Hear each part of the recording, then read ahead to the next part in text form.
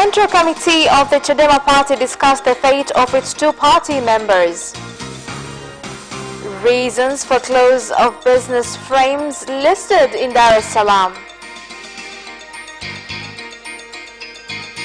And 17 clubs confirm participation in Dar es Salaam Regional Boxing Championship.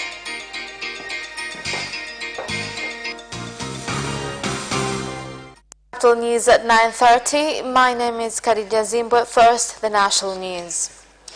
The Central Committee of the Opposition Chadema Party, which held a meeting in Dodoma to discuss the fate of two its party members who are the MP for Bunga constituency Said Kobenea and the MP for Moshi Rural Anthony Komu, have stripped both members of all the positions which they used to occupy in the party except that is being MPs.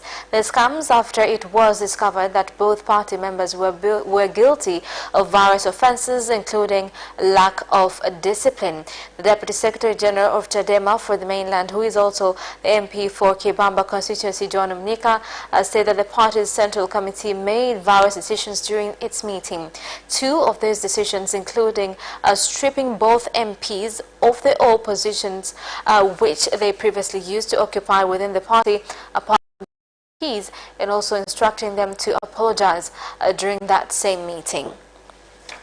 Committee has reached a decision on allegations that was made on failing to follow rules and regulations of the party, and after the accused were found guilty, the party has decided that the right judgment shall be served.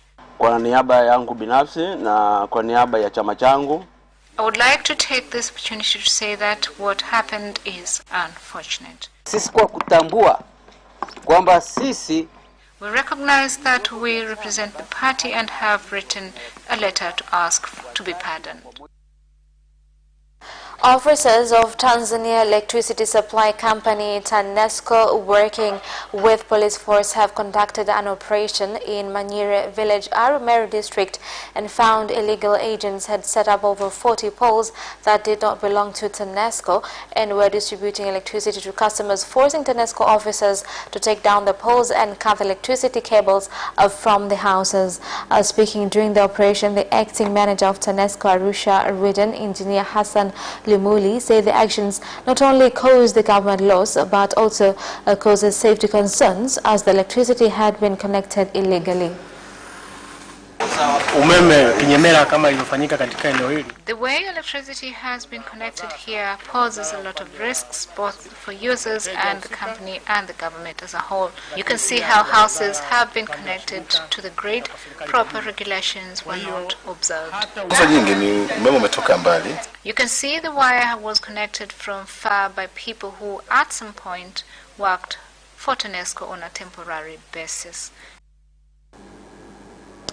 Now, one day after lightning caused the death of 6 children and injured 23 others, including 4 teachers of Imako Vision English Medium Primary School in Geita, the leadership of the school has been forced to temporarily shut down the school as they plan to buy a lightning suppressing equipment so as to ensure safety, while 20 of the injured students have been discharged from the hospital and are doing well.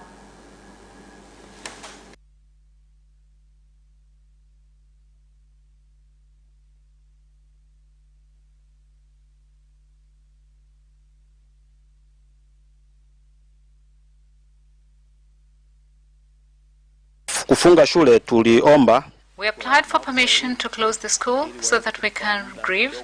We asked from the Education Authority for the school to be reopened on Monday. Our requests has been. Kwa hiyo sasa hivi tutajitahidi. We will do our best to ensure every school is fitted with a device that would protect it when lightning strikes. To minimize the impact, I ask parents not to lose confidence in us and to bear with us during this very difficult time. Hadi sasa majeruhi wanaendelea vizuri. The casualties are doing well and some have been released. But this morning only 9 casualties were still admitted, which is 7 students and 2 teachers. During the day 4 more students were released, leaving 2 teachers and students still admitted. When lightning struck, I received burns on one side, and once I received treatment, I'm able to feel some sensitivity. The people of Bulungwa and Ulowa areas in Kahama district no longer have to fear being swept away by surging floodwaters after the government completed the construction of the Kidana Bridge, which is popularly known as the Upper Bulungwa Bridge. The Upper Bulungwa Bridge has a distance of 5 kilometers and 10 drainage valves that receive and discharge water on that road, which links Kahama district to the districts of Kaliua and Urambo in Tabora region. Tarura manager for Kahama district, engineer Job Mtagwaba, said that the construction of the bridge, which has a distance of 15 meters and 10 drainage valves from receiving and releasing water, cost more than 423 million shillings. For his part, the Deputy Minister for Construction, Elias Kwandikwa, has said that the area has presented serious challenges for many years now. A lot of cattle was swept away, and this year alone we have lost many people. We have lost property such as motorcycles and bicycles. We commend the government for building us this bridge. This project will cost 423,007,300. So you can see that a lot of money was spent. We ask everyone to take good care of it so we can benefit from it. I wish as an engineer to bid for contracts anywhere because work is available. My hope is that given the type of government in power, engineers will benefit. This road connects us to Tabora, but it shall also connect us to Gaeta. So to have this bridge built here will benefit us a lot, and it shall contribute in productivity. The tourism sector has continued to grow at a very high speed in the world due to technological development and availability of information.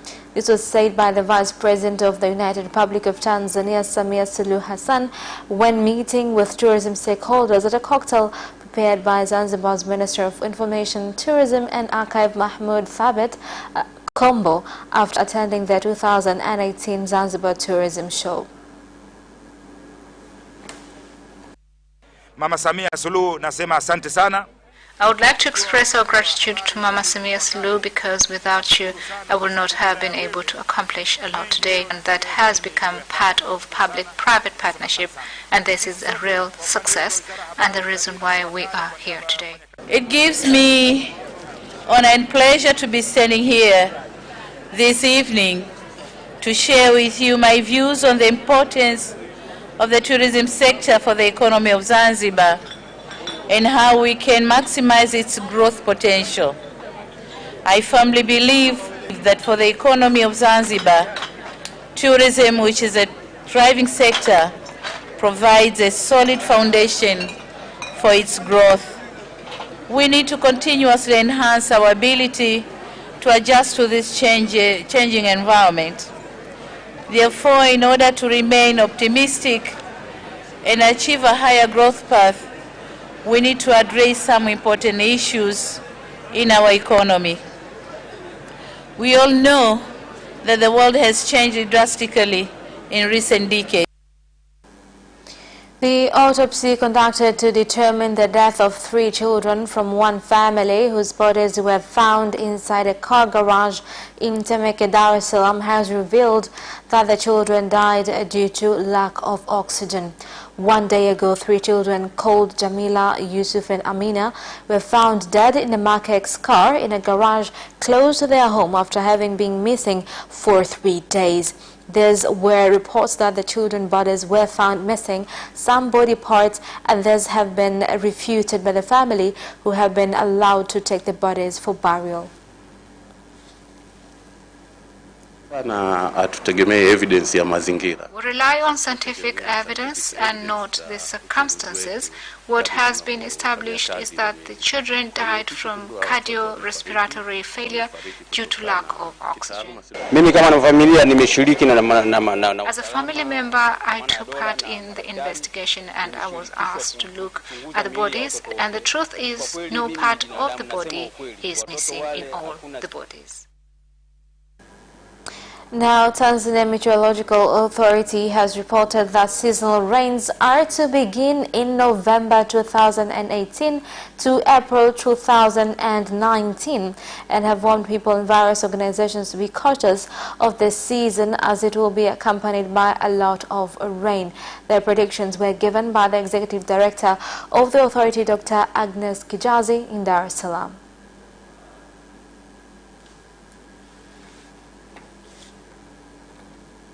We expect the rains to start on 23rd this month. The forecast is for West, Central and Southern regions, meaning Kigoma, Rukwa, Katavi and Songwe are expected to get average rain. Temperature in Pacific Ocean is expected to be above average, while temperature in the Indian Ocean is expected to be low. Yes, we can see the imminent danger, but where are we supposed to go? Accommodation is so expensive. The government has started to build a fence that has a distance of 13.25 kilometers inside the Mkomazi Reserve Summit District in Kilimanjaro region in order to encircle the rhinos in the National Reserve so as to provide a further protection to the wild animals. Apart from protection, another goal of the construction of the fence is to create a conducive environment for both domestic and foreign tourists to continue comfortably observing rhinos, which become extinct as a result of poaching in 1985. Following the extinction of rhinos in 1985, the government started afresh the process of regenerating the existence of rhinos in the Mkomazi National Reserve. Speaking during a tour of domestic tourist leaders of the Summit District government from various sectors and national leaders who were all touring the reserve in order to see the various tourist attractions that are there so as to better advertise them. The head of the reserve, Abel Mtui, said that the construction of the fence will be completed within the next 6 months. Hifadhi yetu ni kati ya hifadhi ambazo ni maarufu sana. Our national park is one of the most famous national parks. We breed rhinos. The national park has a lot of big plans for the future. In addition, we are building a fence wall around the reserve to protect rhinos and attract tourists. This will help protect rhinos against extinction. Our main agenda is to advertise Mkomazi National Park so people can get to know about its existence, but also that it has the big five. Currently, despite of the many attractions we have, we don't get as many tourists. I ask everyone to advertise Mkomazi National Park and its surrounding mountains. A lot of people have never heard of Mkomazi or the Para Mountains. This is very surprising. We must maintain a good relation between the local community and this national park. You know that Mkomazi National Park crosses over to Kenya, where it is known as Savo, and as a result of poaching we ended up losing a lot of rhinos. But the government, working with other stakeholders, has started a breeding program, so you can see how destructive poaching is and must not be tolerated. Former journalist for ITV Radio 1 Isaac Gamba and employee of Deutsche Welle in Bonn, Germany has passed away. Information from Deutsche Welle Radio says Isaac Gamba was supposed to report to work today but did not, and after a report was made to the police, they went to his home, broke down the door and found that he had passed away. Preliminary information indicates that it is possible that Isaac Gamba passed away in his sleep. And that is the end of national news. International news follows next after the break.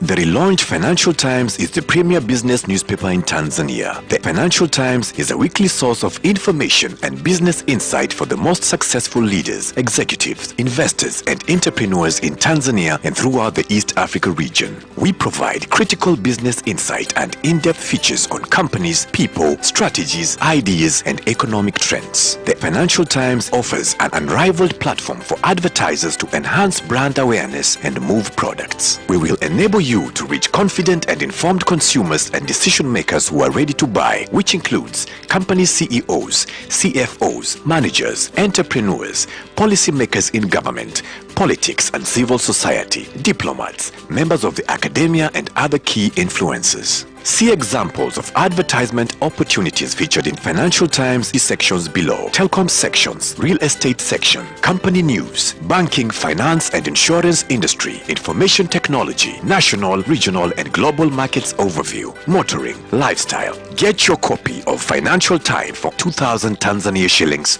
only.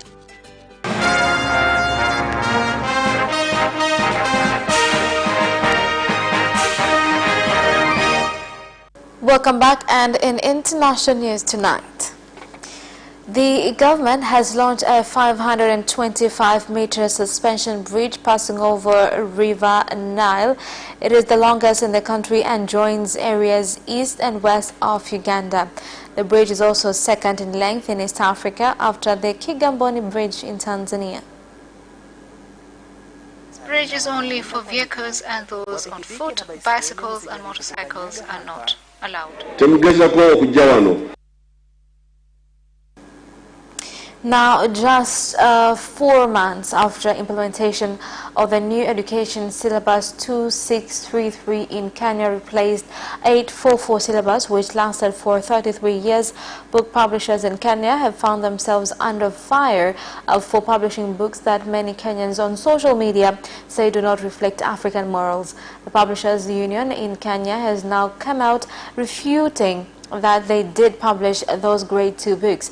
The chairman of the union has claimed that the books were published by the publishers from Ghana and the US and not Kenyans. That had one sentence with words, "A Kenyan head is good only for current goods." This book was not printed in Kenya. There was one that depicted parents in bedroom. This was printed in the United States. Books printed in Kenya are vigorously vetted. The National Commission for the Fight Against Genocide, CNLG, in Rwanda has said that it will arrest all those who were found guilty and escaped before completing their punishments. The law on genocide has been amended. Those who escaped and come back after their sentence is over will not be able to escape anymore. 8 Lucha youth have been caught by police in Goma City, Kivu North, when they were asking the government to provide residents of Goma water. We are demonstrating to demand for clean water in Goma. We informed them, yet the police is out. And that is the end of international news. Business news follows shortly. Watch Business Edition as we talk to business leaders and experts in sectors that are transforming Tanzania's economy. To be rich, I have to be a business person. It's not an easy road at all. People need to understand. You must quickly think, how cost effective are you going to be? Business acts as a way in which it can bridge that gap.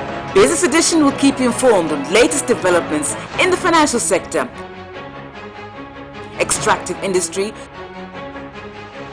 tourism, agriculture,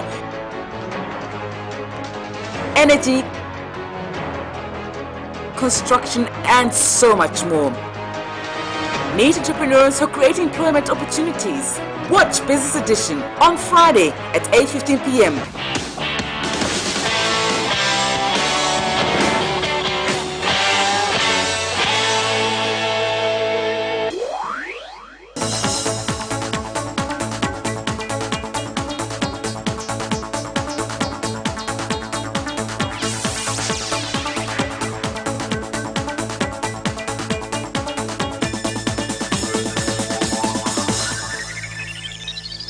And in business news tonight, some entrepreneurs in Dar es Salaam have said that the difficult business environment and frame owners refusing to reduce rent for their business frames has contributed to increased shutdown of the frames. Business is hard, people have no money, not even to buy medicine. Shop owners can hardly afford rent and some are closing now. Life is so expensive and the rent is high, causing a lot of businesses to give up and leave. Entrepreneurs and manufacturers of various products have been required to ensure that the government's aim to become an industrialized economy is successful by producing goods that are of good quality and for the public to stop using substandard products.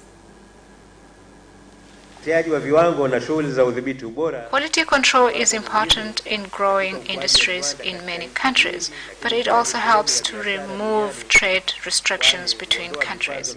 Quality on products makes it easy for products to sell because it reflects customer expectations inside and outside the country. Now, the government has urged stakeholders investing in the country, especially in the industrial sector, to consider the rules and procedures of the country, including opposing bribes, because by doing so, it will push everyone to fulfill the goal of an industrialized Tanzania.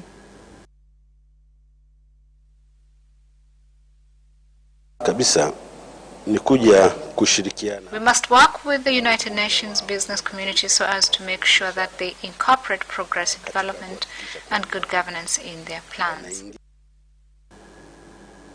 And that is the end of business news. Sports news follows next. Hi, my name is Kotaro Tokuda. What's up? My name is Céline Garnier. I'm John Barnes from Liverpool Football Club. The hip, hop, a hip it, the hip, hip, hop, you don't stop the rockin' to the bang, that boogie, say up, jump the boogie to the rhythm of the boogie to beat. Now what you hear? I'm watching Sports Gazette. I'm watching Sport Gazette. And you're watching Sports Gazette. With Sebastian. With Sebastian. Peace out. Yes! And you can also watch Sports Gazette for highlights and interviews regarding sports. Do not miss Sports Gazette every Wednesday at 7 p.m. only on Capital Television.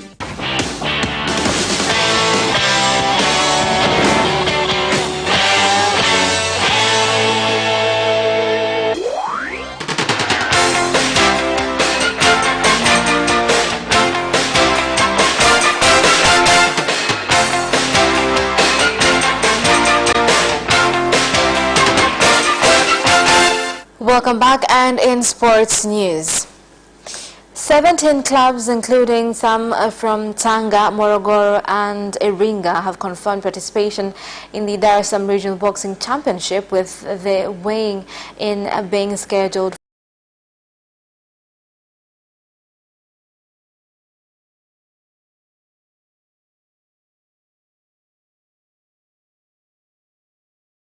boxers.